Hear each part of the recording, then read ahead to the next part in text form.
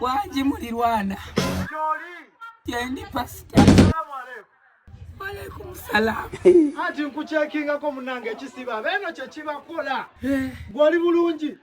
Alhamdulillah ndi bulungi. Siri wonje no ku kanisa naye banneyiba wana abasiramu abaji omuzikiti oguli wano basiwuse bonna baweddewo newuliza ne ngamba nesisanga ng'ate we wange naye aweddewo bano nga basiwuse ate ggwe. Anza akasusu kacyaliko. Masavu. Bw'oto siwuse nga bano. Siwuse ndi sitade. Anti abaana babadde batabuse basiwuse ne ngamba waayo bo wange ye gyali oli bulungi. Ni bulungi akasusu kacyaliko. Okay, gwakako kakyalika akasusu. Masavu. Ate nga gocha.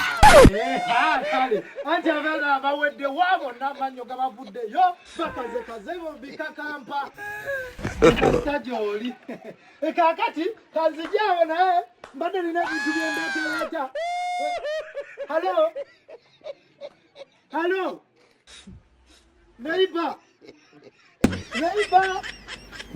Ate wa masavu.